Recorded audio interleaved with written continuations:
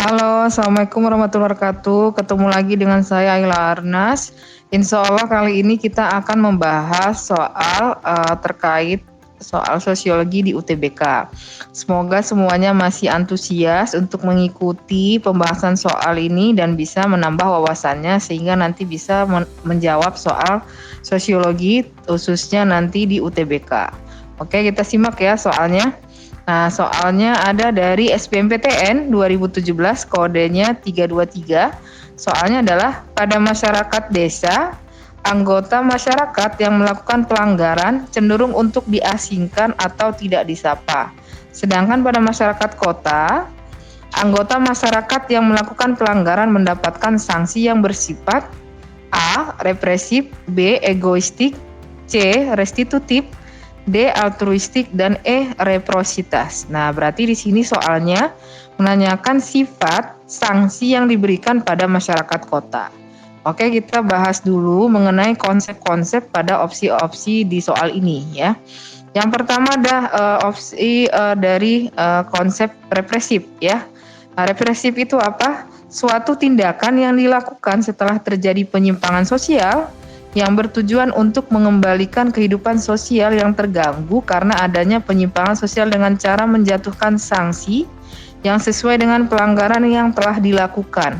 Nah, jadi kalau di sini dari segi ininya ya pengendalian sosialnya terjadi dulu penyimpangan baru nanti dikendalikan melalui pengendalian represif ya.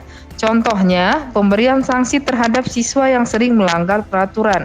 Nah, tujuannya apa? Supaya dia diberikan efek jera dan tidak mengulangi lagi pelanggaran untuk ini ya siswa tersebut ya.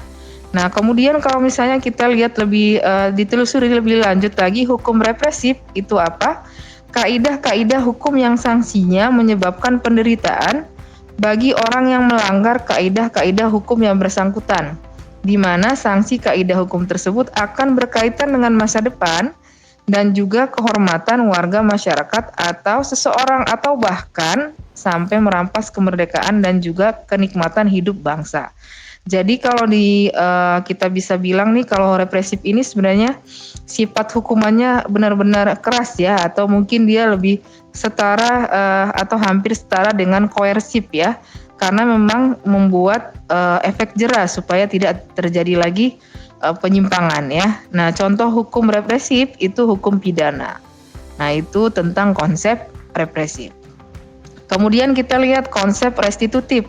Restitutif yaitu kaidah hukum yang dengan tujuan utamanya yaitu tidak mendatangkan penderitaan bagi yang telah melanggar kaidah hukum, tetapi untuk mengembalikan kondisi ke situasi semula atau mungkin bisa disebutkan dengan pemulihan keadaan ya. Sebelum terdapat goncangan sebagai akibat dari dilanggarnya suatu kaidah hukum atau memiliki sifat keperdataan yang telah dihilangkan unsur-unsur pidananya. Jadi sifatnya di sini untuk memulihkan ya, memulihkan ke kondisi atau situasi semula ya. Sehingga nanti masyarakat itu tahu ini sudah ada undang-undangnya atau peraturannya jadi tidak terjadi lagi pelanggaran. Contoh hukum restitutif yaitu hukum perdata, hukum dagang, hukum acara, hukum administrasi, serta hukum tata negara. Nah, itu terkait dengan konsep ataupun hukum restitutif. Nah, kemudian ada lagi tadi konsep egoistik. Egoistik itu apa? Berkenaan dengan orang yang mementingkan diri sendiri. Maksudnya jadi dia itu lebih peduli tentang kepentingan dirinya dibandingkan kepentingan orang lain ataupun kepentingan masyarakat ya. Nah, terus ada lagi konsep altruistik. Nah, ini kebalikan dari egoistik. Nah, kalau altruistik jiwa sosialnya tinggi atau dia lebih memperhatikan dan mengutamakan kepentingan orang lain yang bersifat naluri atau alamiah, bisa itu berupa dorongan untuk berbuat jasa ataupun membantu manusia lain ataupun masyarakat. Jadi kalau egoistik tadi dia lebih mementingkan dirinya sendiri dibandingkan orang lain, sedangkan altruistik dia lebih mementingkan kepentingan orang banyak dulu atau orang lain baru dirinya sendiri gitu. Nah, kemudian ada juga konsep reprositas ya, yaitu hubungan orang atau perusahaan yang akan membeli ke pihak lain apabila pihak lain itu ikut membeli juga dari orang ataupun perusahaannya. Jadi di sini ada semacam kerjasama yang timbal balik ya, ada feedback satu sama lain gitu. Itulah beberapa konsep di opsi pertanyaan tadi ya. Nah, terus kita lihat lagi, tadi membahas tentang masyarakat desa sama masyarakat kota. Berarti itu kalau dilihat, ditelusuri lebih lanjut, itu terkait dengan solidaritas sosial menurut Emil Durkheim ya. Nah, ada dua, menurut Emil Durkheim itu terkait solidaritas mekanik sama solidaritas organik. Nah, kita lihat ciri-cirinya, solidaritas mekanik itu dia jumlahnya kecil. Nah, kalau jumlahnya kecil, pasti nanti akrab, hubungannya personal. Nah, berlangsung lama, orientasinya itu tanpa pamrih atau sosial.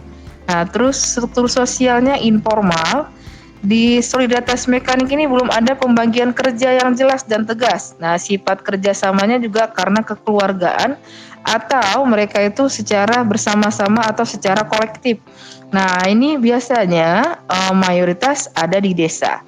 Nah, kalau dilihat dari solidaritas mekanik, berarti dia hukumnya represif ya. Sedangkan di solidaritas organik itu sudah ada pembagian kerja, sudah jelas sifatnya formal, ada kontraktual atau perjanjian kerjanya. Nah, dia kalau misalnya bekerja sama bukan karena orientasinya pamrih, tidak pamrih, tapi karena ada kepentingan, baik kepentingan golongan ataupun individu atau kepentingan ekonomi atau politik ya. Terus sifat kerjasamanya yang menguntungkan dan ini biasanya ada di masyarakat kota. Nah, kalau dilihat dari hukumnya, orang kota itu dia hukumnya restitutif ya.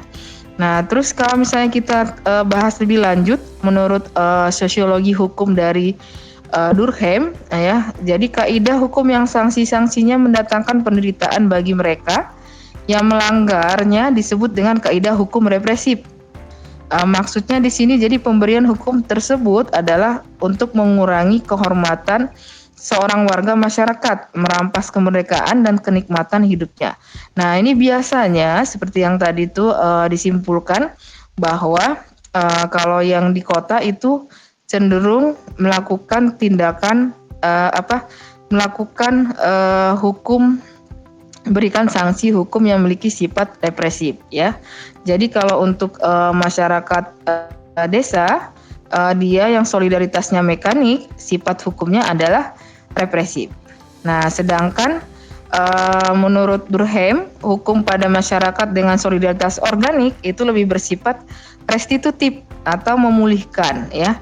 Jadi di sini itu berkaitan dengan upaya pemberian kesembuhan atas tindakan penyimpangan yang diderita oleh korban. Nah, jadi hukuman dievaluasi sebagai pola untuk menentukan hukuman apa yang paling baik dijatuhkan kepada pelanggar dan dapat digunakan sebagai upaya rehabilitasi pelanggar. Jadi kalau di sini dia gimana caranya supaya dipulihkan kembali dan orang yang melanggar itu sadar akan perbuatannya. Nah, hukum seperti ini biasanya dijumpai di perkotaan atau di masyarakat kota ya. Sehingga masyarakat yang mulai logis dan tidak semata-mata memberikan sanksi dengan amarah kolektif seperti pada masyarakat bersolidaritas mekanik ya atau masyarakat desa gitu. Nah, berdasarkan soal tersebut, berdasarkan pemaparan yang kita sudah bahas tadi detail ya secara teori menurut Emil Durkheim, maka pada masyarakat kota, anggota masyarakat yang melakukan pelanggaran mendapatkan sanksi yang bersifat restitutif. Nah, oleh karena itu jawabannya adalah terdapat pada opsi C ya. Nah, semoga kalian bisa mengambil pelajaran untuk kali ini ya. Semoga nanti menambah wawasannya terkait dengan solidaritas mekanik ataupun solidaritas organik ya, ataupun tadi konsep-konsep yang sudah dipaparkan di sini ya. Semoga bisa menambah wawasannya dan bisa menjawab soal sosiologi dengan baik dan juga dapat nilai maksimal ya. Oke, untuk kali ini itu dulu dari saya. Semoga apa yang telah disampaikan dari yang sebelum-sebelumnya ataupun yang sekarang bisa bermanfaat untuk kalian semua, dan semoga nanti skornya dapat nilai tinggi dan bisa diterima di PTN favoritnya tahun ini ya. Semangat terus, jangan lupa jaga kesehatan ya. Terima kasih. Wassalamualaikum warahmatullahi wabarakatuh. Sampai ketemu lagi insya Allah ya. Terima kasih banyak semuanya. Jazakumullah khairan.